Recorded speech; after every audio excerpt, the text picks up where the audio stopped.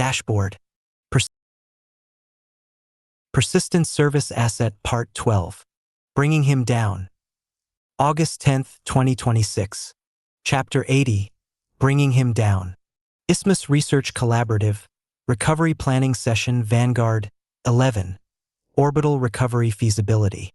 Isthmus holds no launch capability, no orbital rendezvous expertise, and no budget remotely adequate to the problem. This organization has, since its founding, deliberately structured itself to remain small, independent, and free of exactly the kind of large-scale operational infrastructure this recovery would require. We are, for the first time in our history, facing a case our own founding design cannot solve alone. The call Pesh doesn't want to make.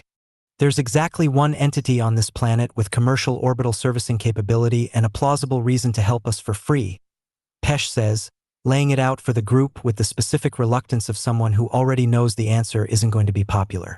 Alcone Orbital's bankruptcy trustee sold most of its hardware and contracts at liquidation. The buyer picked up the servicing fleet specifically, at a steep discount, 11 months ago. Who bought it? Sophia asks, though something in her voice suggests she already suspects. Redeemer Plus, Pesh says. What's left of it? Sten's old Defense Solutions division doesn't exist anymore, but the corporate shell held the acquisition rights, and interim leadership picked it up as a distressed asset before anyone thought to ask what it was actually for. It's been sitting and used in their asset ledger for most of a year. The room is quiet for a long moment. Chuck, joining by video from the archive, is the first to say what several of them are clearly thinking.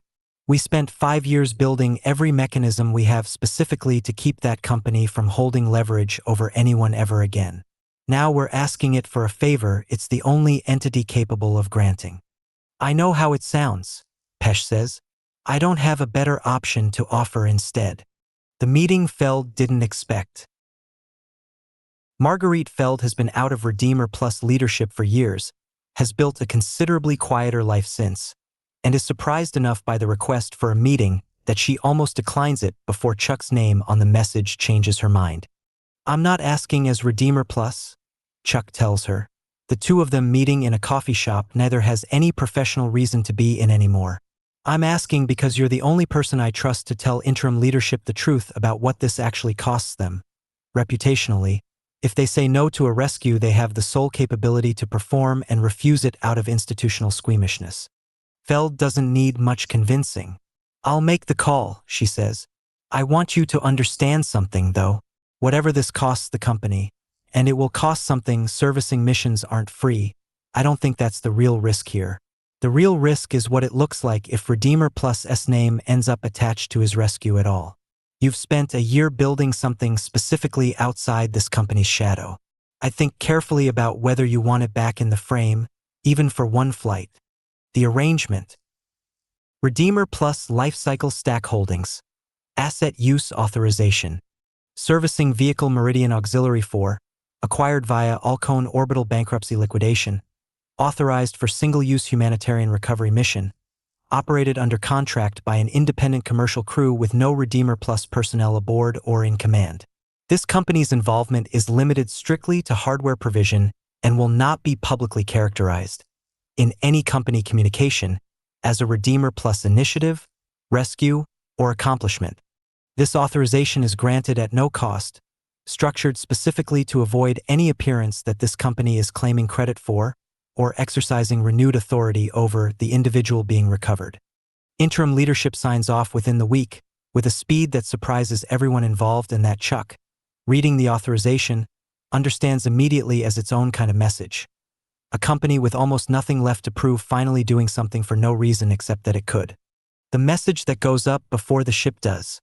Radhika insists on this part personally, over the objection of at least one Isthmus engineer worried about raising hope before the mission is confirmed feasible.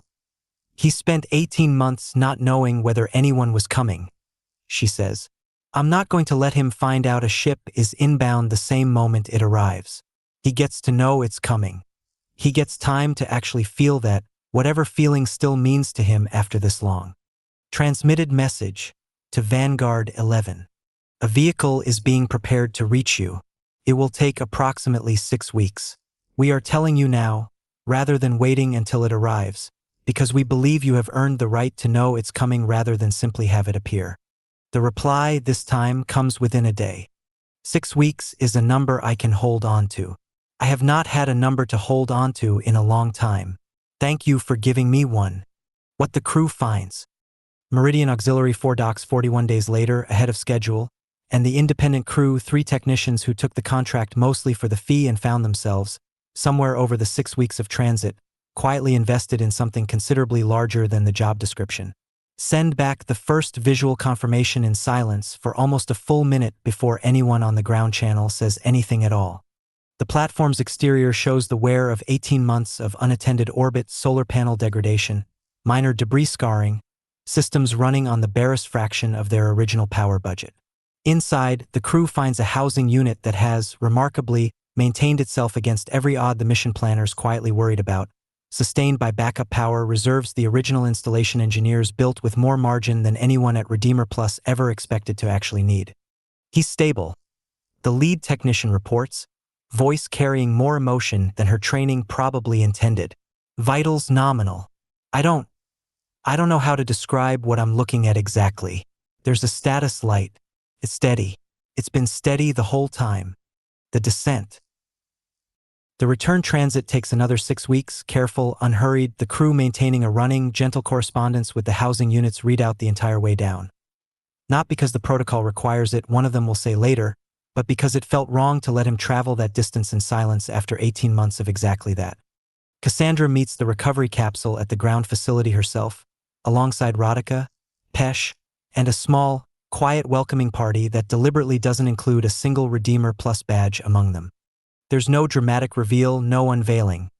Just a technician carefully extracting a housing unit that looks, disorientingly, almost exactly like the one Yolanda Itza keeps on a shelf facing her kitchen window, and Cassandra finds herself thinking, watching it emerge, about every version of this moment this whole strange, unfinished story has produced. A wheelchair through a corridor, a court order finally granted, a sister standing at a gate with 4 sugar packets in her hand. Isthmus Research Collaborative Recovery Confirmation. Vanguard 11 recovered, stable, groundside. No legal category currently exists to classify his status, the same gap this organization first encountered with Ruben Itza. We will pursue provisional isolated personhood recognition, consistent with existing precedent while we search, as we have had to search every time before, for someone in this world willing to be the first person to simply say, "This one is mine to care for now," whatever that turns out to mean. He has no sister. No family has come looking. Aldea Zama's council has not yet been asked whether a door might open for a 7th time. Ixchel gets the call the same evening, and doesn't hesitate before she says she'll bring it to the pavilion herself. Chapter 81. The Wider Room. Aldea Zam Transition District, Open Council, 7th Session Item. Vanguard 11, Reyes Broca, T. No known next of kin. I want to name something before we start. Ixchel tells the pavilion, fuller now than it's ever been. Word of the district's small, quiet practice has traveled over the months, well past the original handful of residents who argued about Vesper in the first session. Every case before this one arrived with someone who loved the person asking on their behalf. This one doesn't. Nobody is standing behind me tonight telling you why he matters to them personally. I think that makes this the truest test of whether what we built here was ever really about the people, or just about how loudly someone could ask on their behalf. Sabina, who has become, without anyone formally deciding it, something like the pavilion's conscience across 7 sessions now, doesn't stand right away this time. When she finally does, her voice carries less of the sharp doubt it carried the first night and something closer to tired, hard-won clarity instead. "I've asked my question every time," she says. "I'm not going to ask it again tonight. I think we already answered it 6 times over, and I think asking it a 7th time would insult the work this council has already done to earn the answer. I'd like to move to the actual question in front of us instead. Does this district have room for one more door, even for someone nobody else is asking us to open it for?" The objection that matters this time. It's Emilio Ku, the fisherman, who raises the harder practical question, and this time nobody treats it as doubt about the district's values so much as legitimate concern about its capacity. 6 doors is one thing, he says. We're a district of a few thousand people. I want someone to actually tell this room honestly what happens if this becomes 60. I'm not asking because I think we should say no tonight.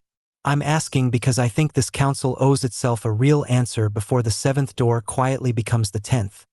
And the 10th becomes something none of us agreed to. Bartolome, who has chaired every session since the first, finally raises something he's clearly been sitting with for a while. I'd propose we stop deciding this door by door, he says. I'd propose the council establish something more like what Isthmus itself is, small, deliberately bounded, governed rather than improvised. Not a promise to take in everyone Redeemer plus ever created. A standing structure with its own resources, its own limits honestly stated, so the next case doesn't require us to relitigate our own values from zero every single time. What gets built? Aldea Zam Transition District, Charter Amendment Establishment of the Open Door Fund. This district establishes a standing, permanently funded provision, the Open Door Fund, dedicated to extending community and housing to individuals with no other party willing or able to claim responsibility for them, whether displaced by conflict, corporate dissolution, statelessness, or any circumstance this district's existing governance recognizes as producing genuine, unclaimed need. The fund is capped, deliberately, at a proportion of district resources determined annually by open council vote, so that generosity never becomes an obligation this community cannot sustain. Selection criteria will be developed openly, case by case, by rotating council review, never by any single administrator, and never by any external party's referral alone. This district commits to saying no when its own capacity requires it, honestly and without shame, understanding that an unsustainable yes serves no one, least of all the people it was meant to help. Passed, hand count 340 to 61, the first vote in the district's recorded history to draw a formal count rather than settle by visible consensus. A fact Ixchel notes, afterward, not as division but as evidence the community finally understood the weight of what it was building enough to want the number on record. Vanguard 11 receives a name back. He doesn't remember choosing Tomas Reyes Broca as a name so much as recognize it, weeks into his slow recovery under the district's care, the way you recognize a word in a language you haven't spoken in years, present, correct, not quite yet comfortable in his mouth. Ixchel visits him regularly during the recovery, the way she visited Vesper before any invitation was ever extended. And it's during one of these visits, months in, that he asks her the question she's been waiting for, unsure until it comes whether it ever would. Why did anyone bother? He asks. I want the honest answer, not the kind one. Because a research group refused to let a status report go unanswered, Ixchel says, and because a district decided, a while before you existed to it at all, that it would rather be the kind of place that opens a 7th door than the kind that stops counting after the first 6 felt like enough. He sits with that for a long time. I don't know what I owe a place like that, he finally says. Nothing, Ixchel says. That's the whole point of how we built it. You don't owe this door anything for being open. You get to decide, whenever you're ready, whether you want to walk through it as something other than a debt. What reaches Renata Cifuentes' desk? Regional Administrative Office, Quarterly District Monitoring Summary. Aldea Zama Transition District has formalized a charter provision, the Open Door Fund, establishing a standing capacity to receive individuals with no other recognized custodial or family claim, including at least one confirmed case involving a former Redeemer Plus certified individual with no prior connection to the region. This represents a meaningful expansion of the district's historical scope, moving from occasional informal accommodation toward codified civic infrastructure. This office continues to note the district's growing profile without formal recommendation. We flag, however, that a formalized capacity of this kind, however modest in current scale, begins to resemble a function this state has never delegated to any unincorporated body before, and may eventually warrant this office's more direct attention. Renata Cifuentes reads this quarterly summary the way she's read the last 3, and this time, instead of underlining a phrase and setting it aside, she opens a blank document and starts, for the first time, drafting something of her own. Not a warning, not yet a recommendation, just a question she has started to suspect nobody above her has thought seriously enough to ask. What would it actually mean, legally, if a district like this kept growing exactly the way it's been growing, not through ambition, but simply because it kept being the only place willing to say yes?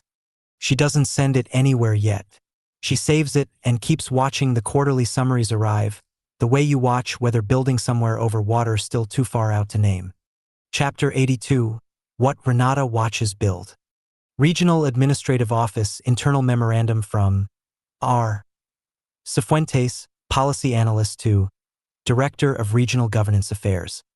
I've been tracking Aldea Zamaes' quarterly filings for a year now, initially out of simple curiosity about an anomaly nobody else in this office seemed to be watching closely.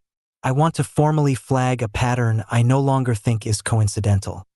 The district's population has grown 22% in 18 months, driven almost entirely by open-door fund intakes and the families, associates, and eventual arrivals connected to them.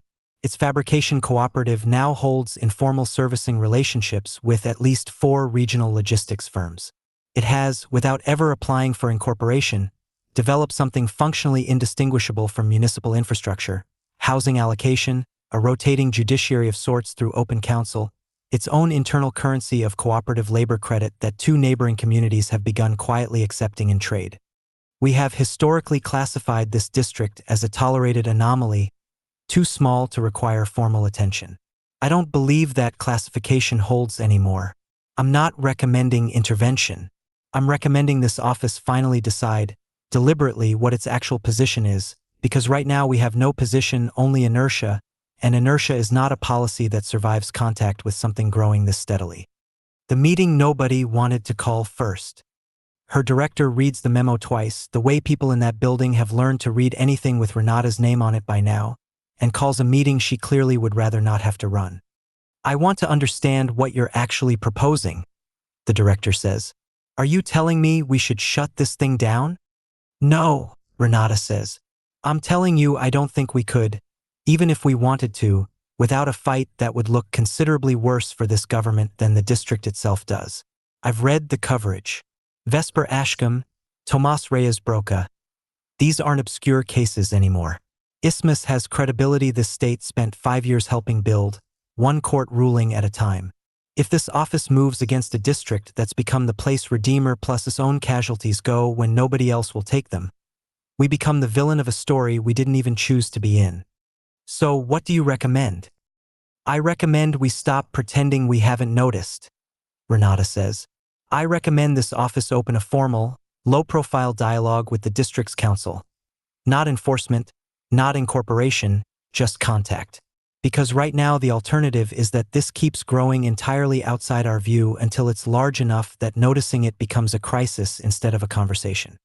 The first official visit. Renata makes the trip herself in a plain government vehicle, alone, deliberately without the retinue that would signal enforcement rather than curiosity, and finds Bartolome waiting for her at the district's edge. Not defensive, not performing hospitality either, just present, the way she's come to understand, from months of reading their council minutes, this community tends to greet almost everything. I want to be honest about why I'm here, she says, before he can ask. My office has finally noticed you. I'm not here to tell you what that means yet, because I genuinely don't know. I'm here because I'd rather understand what you've actually built before anyone above me decides what to do about it. And I don't trust anyone above me to bother with that step unless I do it first. That's more honesty than this district usually gets from your building, Bartolome says. Come to open council tonight. Watch it happen instead of reading about it in a summary. I think you'll understand faster that way. What she sees. She sits in the back of the pavilion that evening, notebook open but mostly unused, and watches a session unfold that has nothing dramatic in it at all. A dispute over water allocation between 2 cooperative farms, resolved after 40 minutes of genuine, unhurried argument by people who clearly expect to still be neighbors long after tonight's disagreement is settled. A proposal to expand the fabrication cooperative's servicing capacity, tabled for further study rather than rushed. A brief, almost incidental mention of a new open-door fund case under review, discussed with the same careful, unweighted attention as the water dispute, no more or less significant simply because the stakes for one displaced person happen to be considerably higher than an irrigation schedule. What strikes her most, writing it up afterward, isn't any single decision. It's the pace, a community solving its own problems in public, slowly, Without any of the theater or defensiveness, she spent a career watching from inside institutions built to move faster and explain less. Internal memorandum. Follow-up. I want to revise my earlier framing. I don't believe this district represents a governance failure this state has been slow to address. I believe it may represent a governance model our own institutions have simply never had occasion to develop, because we've never needed to, because we've always assumed a state or a corporation would eventually claim responsibility for anyone left over. This district exists specifically because that assumption stopped holding, and nobody upstream noticed the assumption had broken until this district quietly built something to stand in the gap. I don't have a recommendation ready yet. I have a genuine question I don't think this office has ever had to ask before. What does harmonization look like when the thing you're harmonizing with has already, on its own, solved a problem you didn't know you had? What Chuck hears about, secondhand. Petra Villalobos mentions it to Cassandra, who mentions it to Sophia, who brings it, eventually, to the archive, where Chuck has spent enough decades reading exactly this shape of institutional first contact to recognize it before Sophia's even finished the sentence. A junior analyst, alone, in a plain car, asking honest questions instead of sending an inspection team. Chuck says, "That's rare. That's the kind of person this whole story has needed more of from the start, and mostly never gotten." "You think it's good news," Sophia says. "I think it's the first time in this entire saga that a government noticed something growing outside its control and chose curiosity before enforcement," Chuck says. "I don't know if that holds once it reaches whoever actually decides policy instead of just writing memos nobody above them reads yet. I know it's the best opening move I've watched anyone make toward that district since the day it opened its first door." She sets the report down and looks, for a long moment, at the shelves around her. Decades of boxes, each one labeled with the same 3 questions this whole institution has ever known how to ask honestly. What happened? Why it happened? What changed afterward? "I think," she says finally, "we might be watching the first chapter of an answer to the third one that doesn't have Redeemer's name anywhere in it at all." Chapter 83. What they can't get anywhere else. Regional Logistics Cooperative, Playa del Carmen North. Service request log urgent. Escalated after 2 failed external contractor attempts. Cold chain refrigeration unit failure. Regional produce distribution warehouse, affecting 6 independent farm cooperatives export shipments. Original manufacturer discontinued this unit's control architecture 9 years ago. No authorized service contractor within 400-kilometer stocks compatible replacement components. Estimated spoilage loss if unresolved within 72 hours. Catastrophic to 3 of the 6 affected cooperatives' annual margin. The call that reaches Bartolome. He almost lets it go to the district's general inquiry line the way most outside requests do. But the warehouse manager on the other end sounds different from the usual tone Aldea Zama gets from regional business. Less curious, more desperate, the specific flatness of someone who has already exhausted every option that made sense to try first. "I was told your cooperative fabricates custom control components," she says. "I was told you did it fast. I have 6 farms about to lose a year's income over a part that doesn't exist anymore anywhere I can find it." "Send me the specs," Bartolome says. "I can't promise you anything. I can tell you who to ask. The person who can actually solve it." He brings it to the fabrication cooperative's workshop that afternoon, and it's Tomas, 4 months into his recovery, still finding his way back into a body of skills that seem to have survived his transfer more intact than his memory of acquiring them, who looks at the schematic longest before anyone else says anything. "I can build this," he says, quiet, surprising even himself a little. The way he's been surprised more than once these last months by what his hands still know before the rest of him catches up.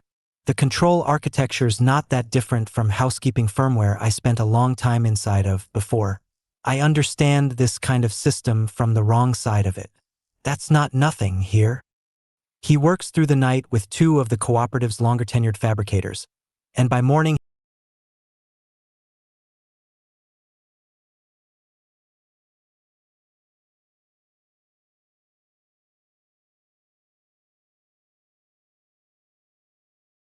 has a working replacement component, hand-built, tested against the warehouse's own specifications relayed over a hastily arranged video call.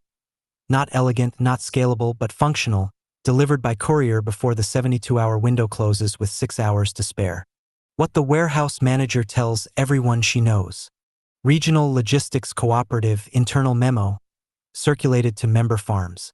We want every member cooperative to be aware. This quarter's near-catastrophic cold chain failure was resolved, in full, within 72 hours, by a fabrication team at Aldea Zama Transition District, a group none of our official contractor lists even include.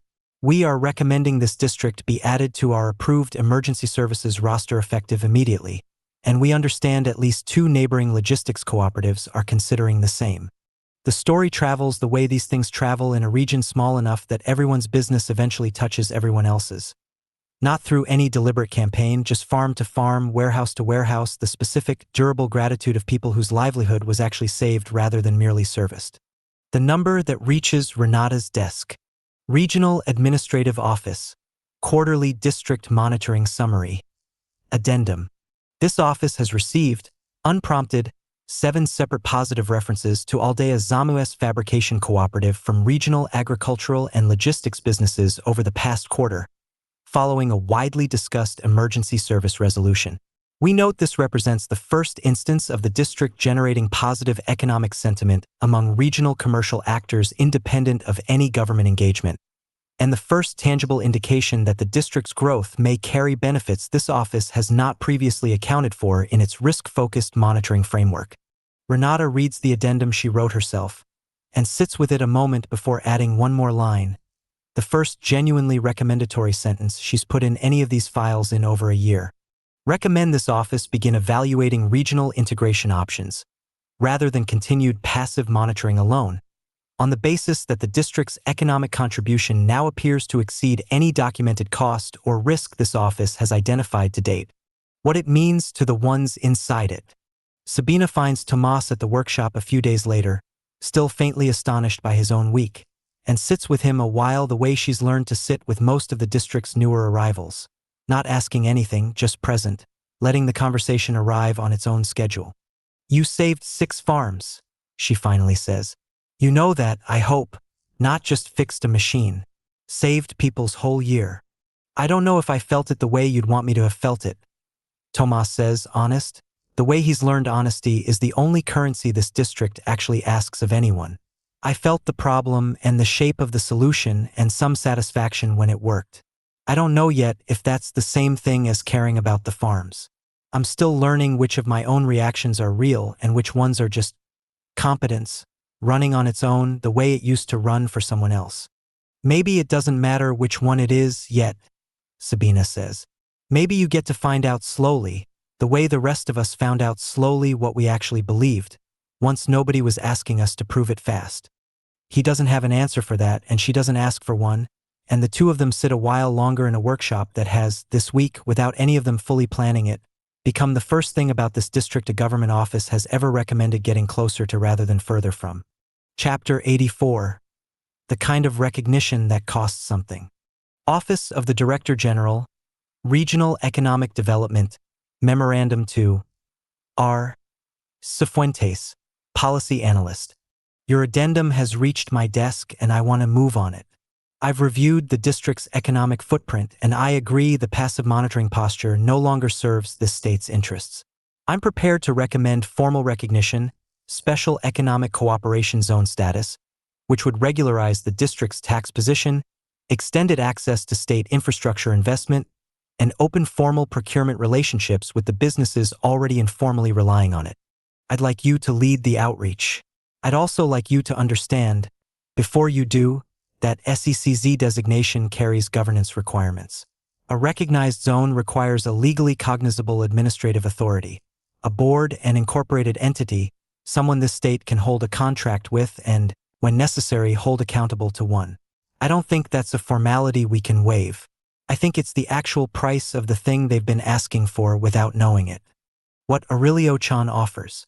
Renata brings Director General Chan's proposal to the pavilion herself, uncomfortable in a way she hasn't been since her first visit, because she has spent a year coming to respect this council enough to recognize, reading the term sheet on the drive over, exactly what it's actually asking them to give up. I want to be straightforward about the offer and straightforward about my own doubts at the same time, she tells the council, a fuller pavilion than she's ever addressed before watching her. Formal recognition, tax status, infrastructure investment, real, direct access to procurement contracts instead of word-of-mouth referrals from grateful farmers. It's a genuine offer, made in good faith, by someone who I believe actually respects what you've built here. She pauses. It also requires you to become something with a board, a single, legally accountable authority. I don't think Director General Chan is trying to take anything from you. I think he genuinely doesn't have a category in his own governing framework for an authority that isn't singular, and I don't think that absence is his fault any more than it was ever Redeemer's fault that its own categories couldn't hold what it eventually created. The argument that takes 3 sessions. It isn't resolved the night she brings it, or the second night either. Emilio Ku, characteristically, names the fear plainest. We built this specifically so no single person could speak for all of us, he says. Bartolome chairs the sessions. He doesn't decide anything alone, and if he tried, this pavilion would remove him inside a week. That's not incidental to what we are. If we hand the state a board, a chair, a name it can hold a contract with, how long before that board starts making decisions faster than open council can argue with them, because a contract doesn't wait for consensus, and the businesses on the other end of it won't either. Sabina, who has spent 2 years now becoming the pavilion's conscience without ever asking for the role, offers something closer to a counterweight than an answer. I don't disagree with the fear, she says. I want to name something else alongside it, though.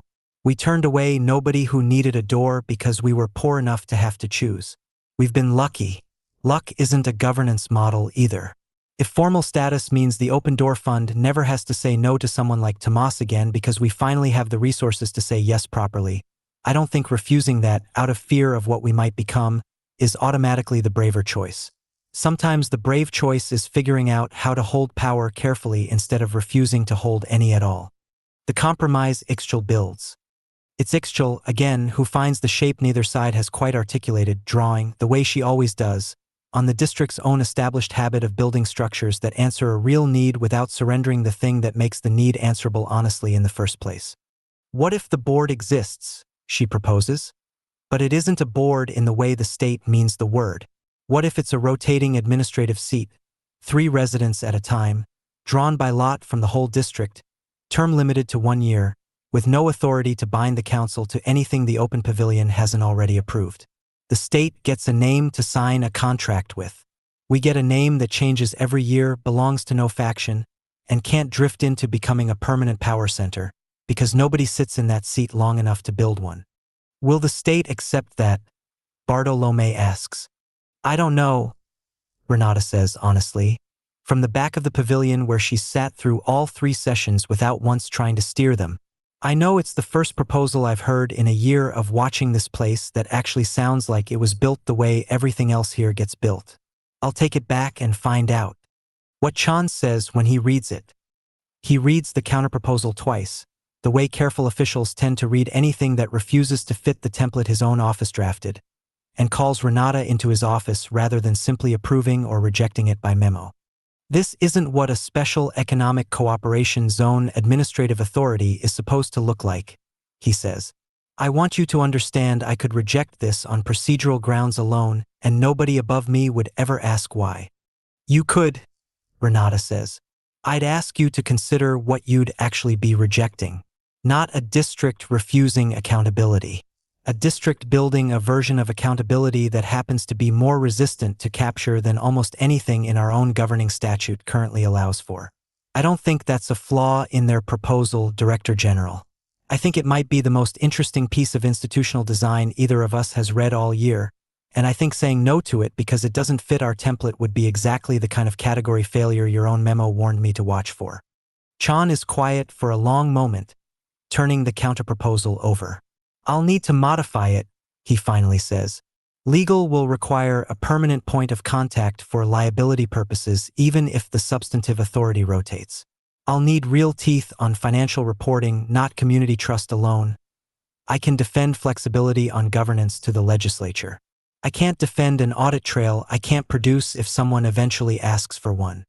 That sounds like the kind of condition they'd actually understand, Renata says. They've spent 2 years arguing in public about exactly this kind of trade-off. I don't think honest requirements scare them. I think what scares them is losing the argument itself, the part where they get to keep having it out loud in that pavilion instead of behind a closed door somewhere neither of us is in the room for. Proposed Special Economic Cooperation Zone Framework. Revised Draft. Administrative Authority. Rotating 3-seat committee, drawn by lot, 1-year terms, non-renewable consecutively. Financial reporting. Mandatory, audited annually by an independent regional accountant.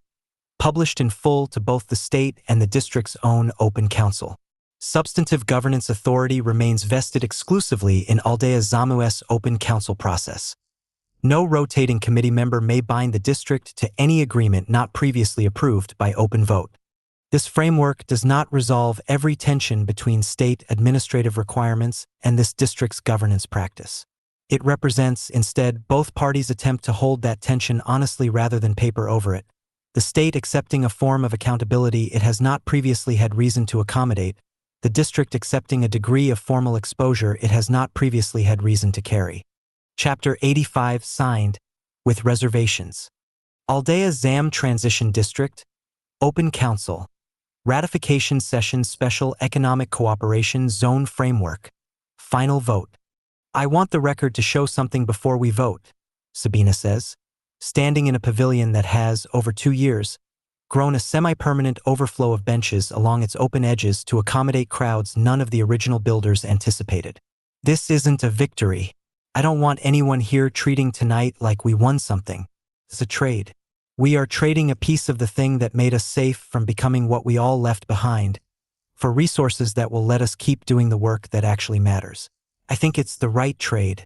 I want it entered into the minutes that this council understood exactly what it was giving up, and chose it anyway with open eyes, rather than because anyone told us we had no choice. The vote passes for 101 to 89, the largest turnout in the district's history, the widest margin of dissent it has ever formally recorded, both facts sitting comfortably in the same result the way this pavilion has learned, across 2 years of exactly this kind of argument, to let comfort and disagreement coexist without either one canceling the other. The signing. The formal ceremony, when it comes, is smaller and less ceremonial than either government protocol or the district's own instincts would ordinarily produce.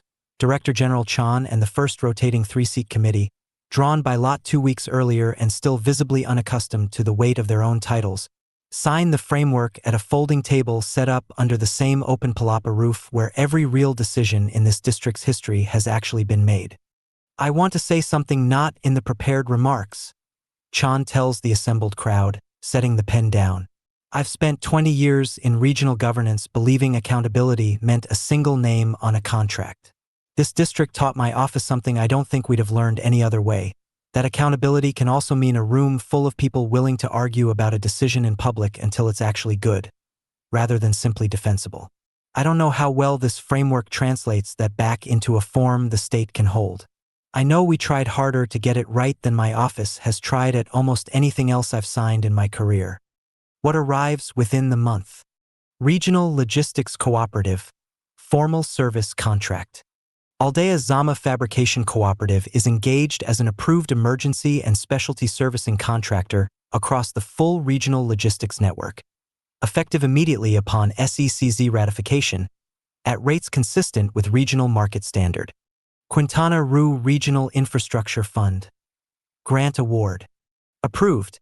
Expanded housing capacity, medical facility upgrade, and technical training center construction. Aldea Zama Transition District, funded per Special Economic Cooperation Zone Infrastructure Investment Provision.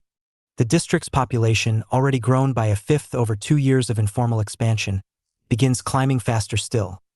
Not only the Open Door Fund's careful, case-by-case arrivals now, but ordinary families drawn by housing, by work, by a place that has developed, almost without anyone deciding it should, a reputation for taking problems seriously that neither companies nor governments in the region seem able to match anymore.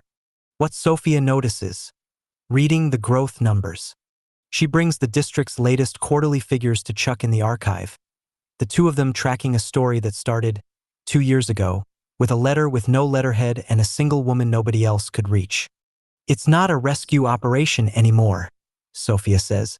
It's not even really a transition district in the sense the founding document describes.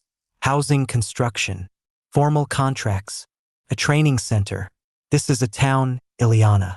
A real one, growing the way towns grow when something about them actually works. Chuck reads the figures slowly, the way she reads everything now, decades of this office having taught her to distrust the first read of any number that looks like unambiguous good news. I keep thinking about Sabina's line from the ratification vote, she says. This isn't a victory. I think she was right to say it, and I think she'd be the first person in that pavilion to tell you the growth we're looking at right now is exactly the moment a place like this either holds on to what made it worth saving people, or starts quietly becoming something else while everyone's too busy celebrating the growth to notice the shape changing underneath it. You think it's already happening? I think it's the question every institution in this entire saga eventually has to answer, whether it wants to or not, Chuck says. Redeemer asked it and failed for 40 years before anything meaningful changed. I don't know yet whether this district asks it any better. I know they've built more honest machinery for asking it than anything Redeemer ever had. A pavilion instead of a boardroom, an open vote instead of a trust protector clause. That's not nothing. I've learned the hard way that it's also not a guarantee. The last line in the district's own record this year. Ground truth, field manual, amended note, added by council vote. We are larger now than the founders who wrote this manual ever expected to become. We want that recorded plainly alongside everything else in this document because we have learned, watching a company larger and older than our whole district collapse under the weight of what it stopped being honest with itself about, that the moment an institution stops writing down its own uncomfortable truths is the moment it starts becoming one. We do not know what we will be in another 10 years. We know only that the pavilion stays open, the vote stays real, and anyone always gets to stand up and ask the hard question, including the question of whether we are still underneath everything we've built since the place we meant to be when we started. Chapter 86. The Deal That Couldn't Wait. Sierra Franca Minerals, S.A., Servicing and Housing Partnership Proposal Confidential. Time-limited offer. Sierra Franca Minerals proposes a 3-year exclusive servicing contract with Aldea Zama Fabrication Cooperative for all specialty equipment maintenance at our regional lithium extraction site, valued at an amount exceeding the district's entire current annual budget. As a condition of this partnership, Sierra Franca additionally requests the district assume housing and welfare administration for our contracted mining workforce. Approximately 340 laborers, currently housed in company-managed dormitory facilities at the extraction site itself, which our board has determined would benefit from independent civic oversight. This offer is extended on an exclusivity basis and expires in 14 days. Sierra Franca requires the receiving party's discretion regarding terms during the negotiation period, standard for agreements of this scale and sensitivity. The committee. Noemi Balch has held her seat on the rotating administrative committee for 4 months, drawn by lot the way everyone is, still finding her footing in a role she never sought and half expected to spend mostly signing routine paperwork nobody else wanted to read closely. She reads the Sierra Franca proposal twice at her kitchen table before she brings it to the other 2 seated members, and feels, reading it, the specific vertigo of holding something considerably larger than anything the committee has handled before. This is more money than the state infrastructure grant, says Rogelio Itza, the committee's second seat, a former dock worker who has spent 4 months becoming, in Noemi's private estimation, considerably better at this job than any of them expected to be. 14 days. If we take this to open council, that's at minimum 2 sessions, probably 3 the way we run things. We could lose it. Then maybe we should lose it, says the third seat, a young agronomist named Perla Coy, who has said very little in 4 months and says this quietly, without heat. Read the second paragraph again. They want us running housing for 340 people we've never met, on terms we're not allowed to discuss openly. Since when does this district agree to anything it can't argue about in public first? Since we might not survive turning down money like this if it keeps not coming, Rogelio says. I've watched people leave this district for work 3 towns over because we couldn't match a wage. I don't want to be the one who tells them we had a way to fix that and decided our process mattered more than they did. What Noemi does instead of deciding. She doesn't sign anything. She also doesn't, for 2 days, bring it to the pavilion, sitting instead with the confidentiality clause, turning over the specific vertigo of being asked, for the first time in this district's history, to keep something significant from the very process that was built to prevent exactly this kind of decision from ever being made by 3 people alone. It's Ixchel who finally forces the question, not through any special authority but through the same habit that's carried her through every hard case this district has faced. She hears about the proposal secondhand, from a fabrication cooperative worker excited about the possibility of new equipment funding, and goes straight to Noemi's door rather than waiting for the committee to bring it forward on its own schedule. "You've had this 4 days," Ixchel says, not accusing, just naming it. "The confidentiality clause runs out the moment you bring it to open council. I understand why that's tempting to avoid. I need you to understand what it means if this committee starts deciding, even once, that some deals are too valuable to argue about in the room where we argue about everything else. We might lose it," Noemi says. "You might," Ixchel says. "I'd rather lose a contract than lose the thing that makes this district worth a contract in the first place. I don't think that's naive.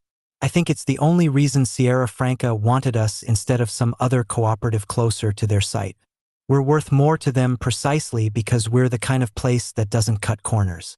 If we cut this one quietly to get the deal, I don't know what we'd actually be selling them anymore." The emergency session.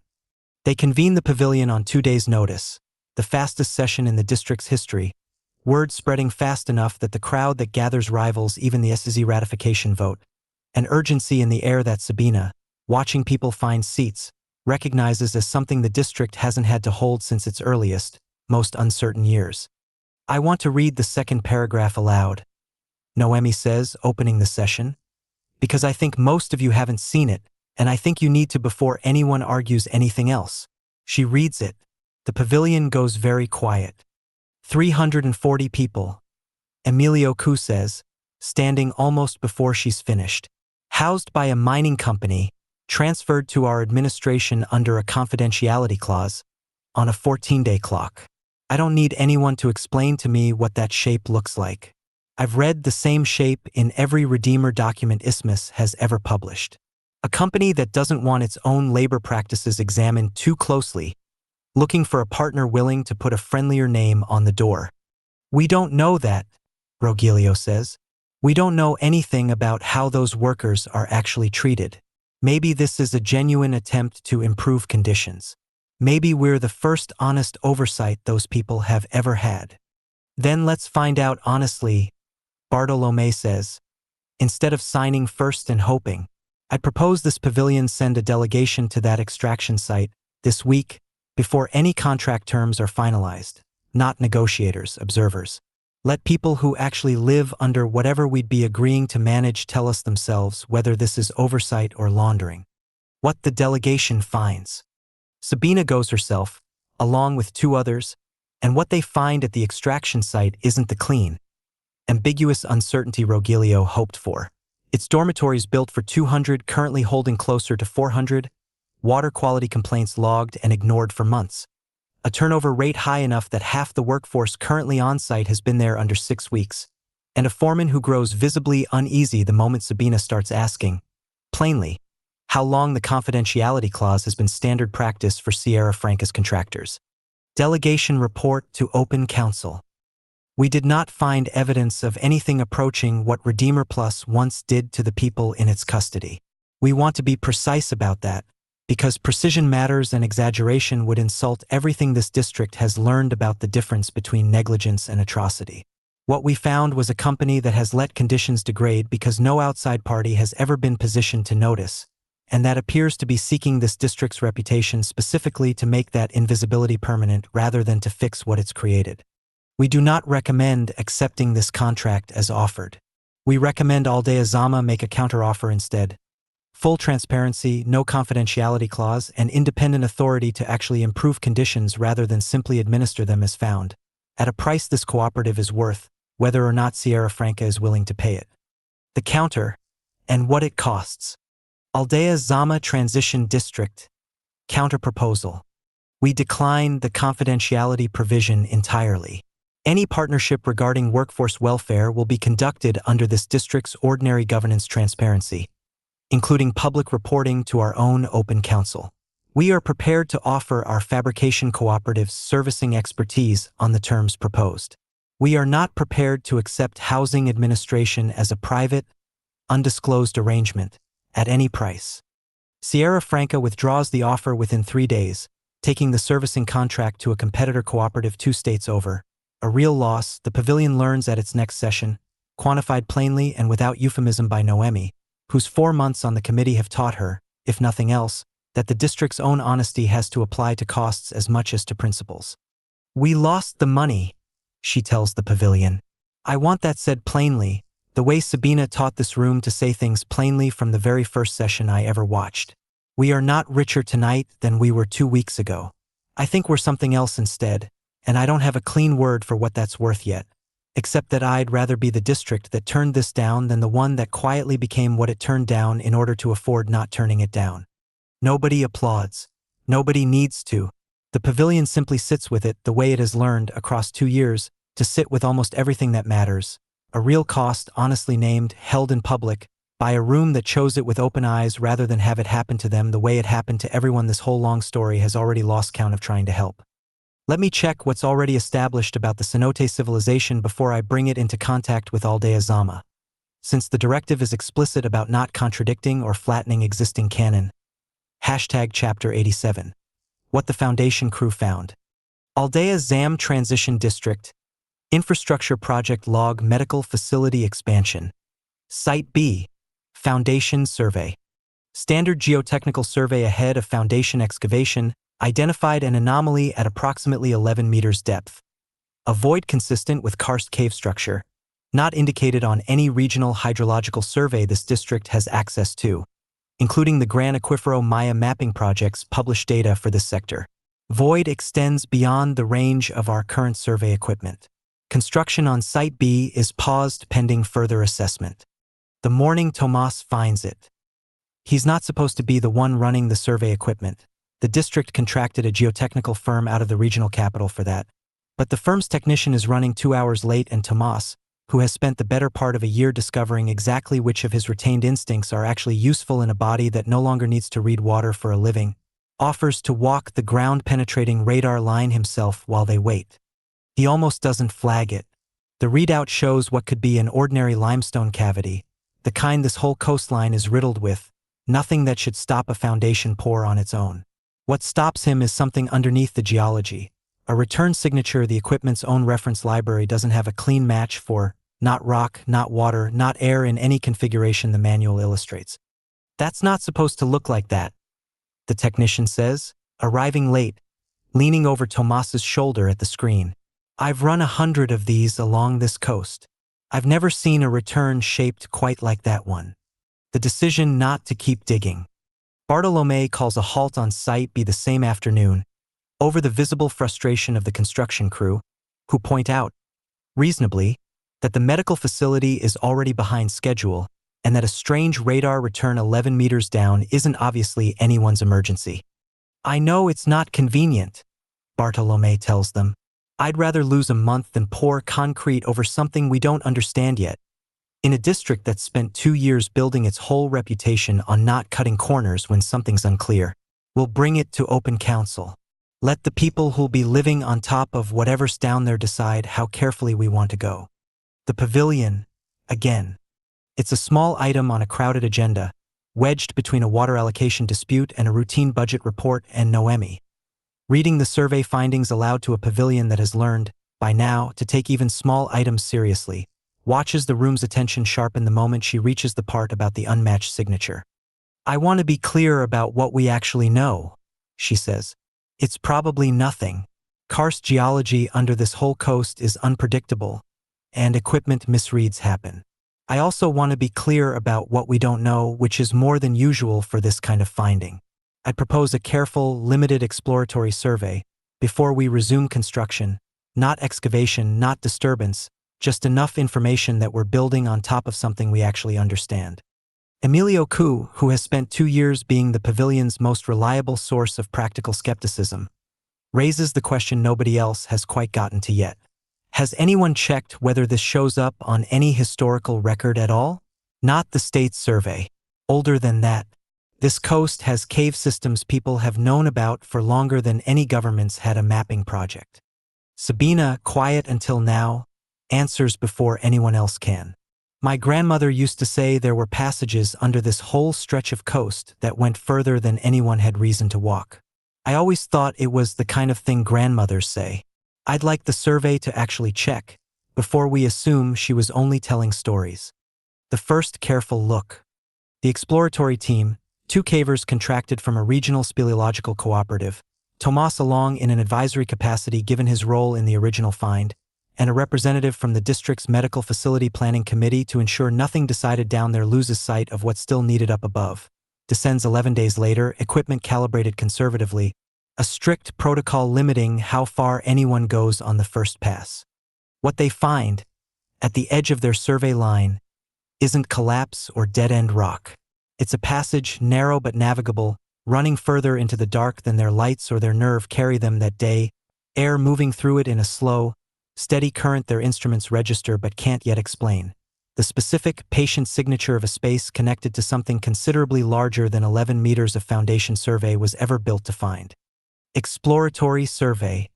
Preliminary report. Passage confirmed navigable beyond current survey limit. Airflow detected, consistent with connection to a larger, currently unmapped system. No structural risk identified to planned surface construction if foundation is adjusted 12 meters north of original site plan. We recommend the district treat this finding as significant beyond its engineering implications and consider, separately from the construction question, whether further exploration is something this community wants to pursue and on what terms. What the pavilion decides, for now. They don't decide much that session, adjust the foundation plan, resume construction on Site B, and table the larger question of the passage itself for a future session nobody rushes to schedule, the district's own established patience holding even here, especially here. Sabina lingers after the session ends, standing at the edge of the pavilion with Ixchel, looking out toward Site B in the fading light. You don't seem surprised, Ixchel says. I'm not entirely, Sabina says. I've lived on this coast my whole life. I've always had the feeling there was more underneath it than anyone building on top ever bothered to ask about. I don't know what we've found. I know I'd rather this district be the kind of place that asks carefully, over years if it has to, than the kind that either paves over it without looking or goes charging in without thinking about what it might owe whatever's actually down there. Tomas, walking past with the last of the survey equipment, catches the end of it and stops, something in his own retained instincts stirring at the thought in a way he doesn't fully understand yet. I keep thinking about the airflow, he says. Something that big, breathing that steadily. This whole time, underneath everything we've been building up here without ever knowing it was there. He looks toward Site B, dark now, the construction lights switched off for the night. I don't know why that feels important. I just know it does. Chapter 88. The Second Mediator. Great Lakes Corridor Monitoring Unit. 18-month Stability Review Regional Humanitarian Coordination Office. The ceasefire framework established in Sector 9, sustained continuously for 18 months, has now survived 2 seasonal displacement crises, 1 contested local election, and a resource dispute that historically would have collapsed prior agreements within weeks. This office attributes the framework's unusual durability to a deliberate training investment made 14 months ago.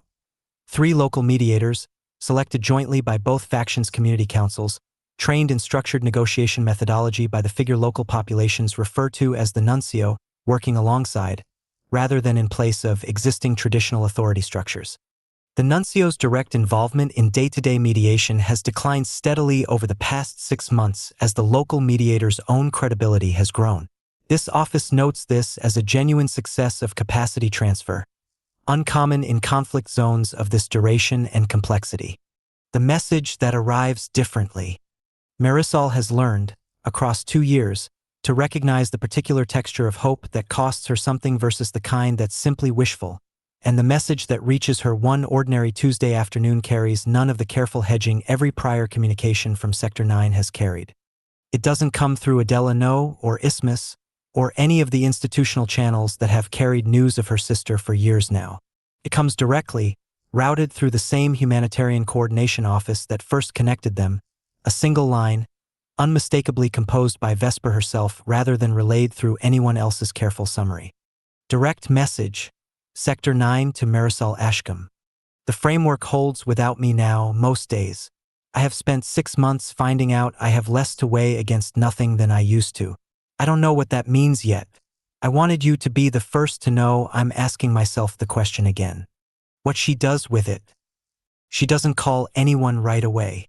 She sits with the message for a long time, the way she's learned to sit with almost everything connected to her sister since the day she first stood in a village with no name and watched Vesper turn a stimulus test into a father's whole unbearable hope, and finds, reading it a fourth time, that she's crying in a way that has nothing to do with grief.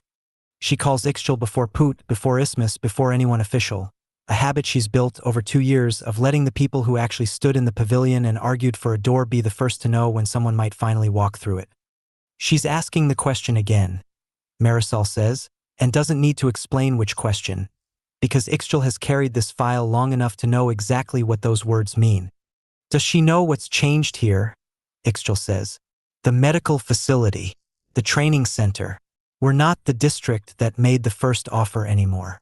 I don't want her deciding based on what we were 2 years ago, if she's finally ready to decide at all. I don't think either of us knows what she knows, Marisol says. I think that's the next thing I have to find out. The visit that's different from the first 2. Marisol makes the journey a 3rd time, and this one feels different from the start. Not urgent, not desperate, the particular unhurried quality of a trip made because something might finally be ready rather than because something might otherwise be lost. She finds Vesper in the same village, though the room they meet in this time isn't a negotiation session at all. A quiet afternoon, 2 local mediators handling a minor dispute 2 streets over without any need for Vesper's presence. A fact Marisol notices Vesper herself seems to be noticing, turning it over with something that looks, for the first time, less like calculation and more like genuine uncertainty about what to do with the space it's opened up. Tell me what's changed, Vesper says, before Marisol can say anything at all. The district's bigger, Marisol says. Formal now. A real medical facility under construction. I don't know what it'll be able to do for someone like you. I want to be honest about that. Nobody's promised me anything specific. I know it's more than existed when Ixchel first found you. I know there's a woman named Tomas who fixes things nobody else can fix anymore. Living there, for years into figuring out which parts of himself survived. I know there's a pavilion that's argued honestly about 7 different people so far, and lost money once on principle, and I think it's become the kind of place that might actually be able to hold whatever you turn out to need instead of just offering you a door and hoping. Vesper is quiet for a long time, looking out at a street where 2 mediators she trained are settling a dispute without her, doing competently and calmly the exact work that used to require the whole of her, every hour, with no room left over for anything else. I don't know if I still know how to be somewhere without a mission attached to every hour of it, she finally says. I want to tell you that honestly, before either of us gets ahead of what this actually is. I'm not saying yes today. I'm not asking you to, Marisol says. The door's been standing open 2 years. I think it can stand open a while longer. What she does say yes to. I'd like to visit, Vesper says finally, and the word lands in the room with a weight that surprises both of them. Not stay. Not yet. I want to see the place that's been holding a door for me before I decide whether I know how to walk through one at all. I think I need that to be true first before anything else. Isthmus Research Collaborative. Field Note. Subject Vesper Ashcombe has requested a supervised, time-limited visit to Aldea Zama Transition District, her first voluntary movement away from active field deployment in over 4 years. This is not a recovery. This is not a return. It is, by every measure this organization has learned to value over years of exactly this kind of case, the first genuinely new thing to happen to her in longer than any of us have been tracking. We are treating this with the same patience the district itself modeled for us from the very first pavilion session. No promises, no countdown, just a door and a woman walking toward it slowly enough to still change her mind at any point along the way, which is, after everything this whole saga has ever taught anyone about consent, precisely the only kind of walking toward it that means anything at all.